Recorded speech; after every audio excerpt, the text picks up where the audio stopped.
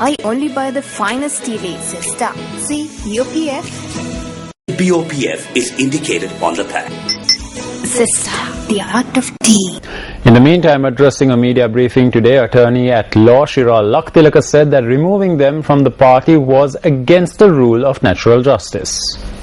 Garagatta amanogya deshapalana teenduවක් කියලා We see this as a foolish political decision, and at a time when democracy is needed, when the United National Party should be providing an alternative to the people, this decision has shown the double standards of that democracy. First, we went before the Srinath Perera committee and said that we were not behind the attack on Sirikota, and neither did we participate in this. We also said that we have all the photographic and video evidence to prove it. In Roman law, there is a fundamental, which is an eye for an eye, blood for blood. Today, Ranil Wickremesinghe expects blood for blood, especially from Maitri and I. අද රනිල් වික්‍රමසිංහ මහත්මයා විශේෂයෙන්ම මෛත්‍රීගේත් මගෙන් ලේට ලේ බලාපොරොත්තු වෙනවා. අපිට ගහන්න අපි උසාවි වලට ගියා. උසාවි වලින් අපි සහයෝගය ගත්තා. As the attacks on us grew, we went to courts.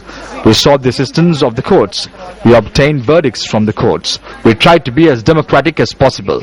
We do not need to pick up sticks and stones. This is what is happening here. The rebellion arises when democracy is being destroyed. Srilal was there, I was there, and there was a large group there. If we were targeted for being there, then everyone who was there could have been evicted. There were 40 others in the Srinath Perera report that could have been removed, but none of them were removed. හරි. එතකොට ඒගොල්ලන්ට තිබුණා ඕනනම් ඒ 40 දෙනාට විරුද්ධව නඩු දාන්න. ඒක කරේ නැහැ.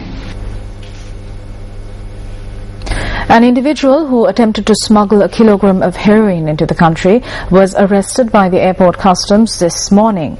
Media spokesperson of the customs department, Leslie Garmini, said that the heroin was concealed in the passenger's baggage. The suspect, who was heading from Chennai, was identified as a 53-year-old resident of the Tiharia area.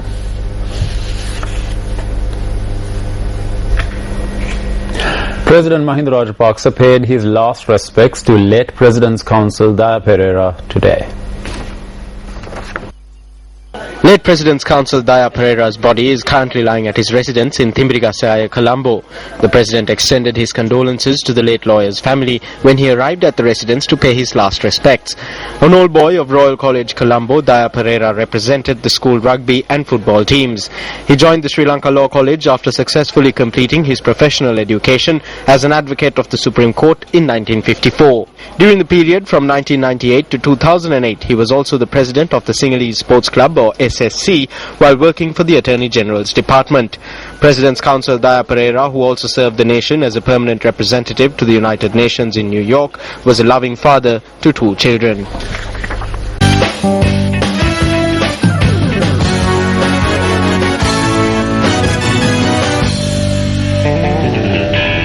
Starting off with some cricket news, Sri Lankan batsman Mahela Jayawardene credited skipper Angelo Matthews for leading the side through some tough games in the ICC Champions Trophy.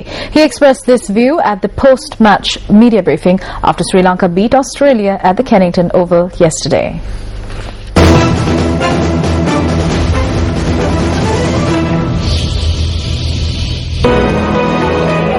Sri Lanka booked their place in the semi-finals of the ICC Champions Trophy for the 3rd time in the tournament's history. Sri Lanka beat defending champions Australia by 20 runs yesterday to advance to the 2nd spot in Group A behind England. Invited to bat first, Sri Lanka posted 253 for 8 in the allotted 50 overs. Lahith Thirimanne scored 57 for Sri Lanka, while Mahela Jayawardene top scored with an unbeaten 81 ball 84 to become the 3rd Sri Lankan to surpass the 11,000 run mark in ODIs. Chasing 254, Australia were bowled out for 233 runs in 42.3 overs. Adam Wojers made 49 for the Aussies, while Nuwan Kulasekara bagged 3 wickets and Rangana Herath claimed 2 for the Lankans. Tilakaratne Dilshan took an impressive return catch off his own bowling to seal the win for the men in blue. Sri Lanka will face Group B leaders in India on Thursday, while England will face South Africa tomorrow in the semi-finals. Speaking at the post-match press conference, man of the match Mahela Jayawardene had this to say. I think so far in this tournament we had some really tough games, and I thought Angie's handled himself really well, so our job is to try and help him as much as possible. I think they're playing some really good cricket. The batting looks really strong, so those are key areas that we need to focus a bit on. But it's a semi-final.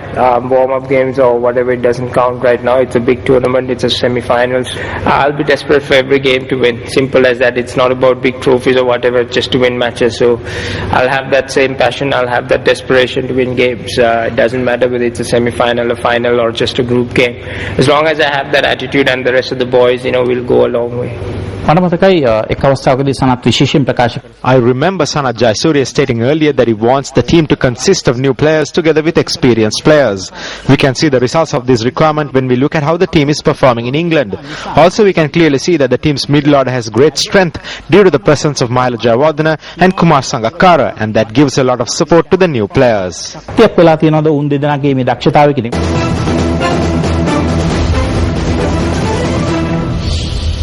On to some football news now. Nigeria's unbeaten streak reached 18 matches when they thumped Tahiti 6-1 in the 2013 FIFA Confederations Cup to move to the top of Group B.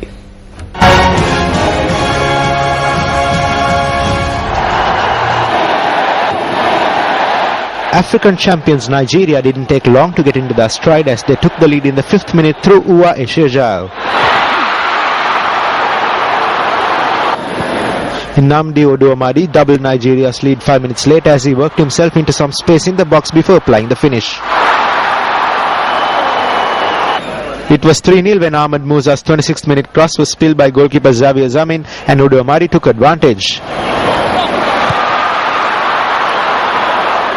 Tahiti's only goal in the match came in the 54th minute when Marama Wahirua's cross was headed in at the back post by Jonathan Tehau to spark wild celebrations among the Tahitians.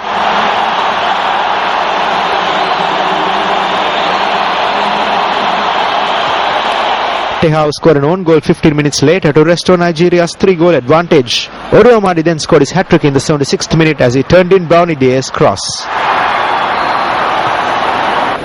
Nigeria added a 6th goal with 10 minutes remaining to wrap up a comfortable 6-1 win.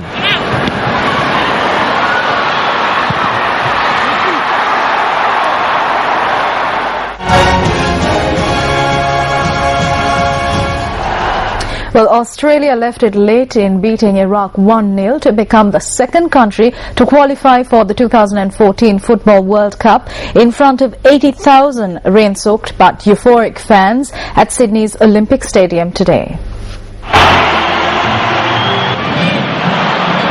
Iraq's hopes of qualifying were ended by last week's defeat at the hands of group winners Japan. Australia's victory also ended the slim hopes of Oman and Jordan of a direct passage to the World Cup. The Australians, frustrated for much of the evening, will now make their third successive trip to football's showpiece tournament and a fourth in total after 1974, 2006 and 2010.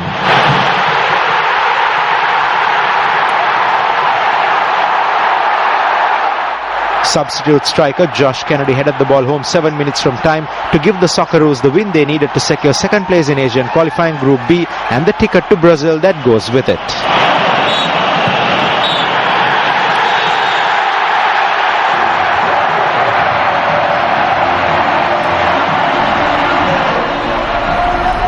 Well, Shane, looks like that's a wrap from all of us here at the News First desk. I'm Sonali Munigabake. And I'm Shane Silva. Take care and good night.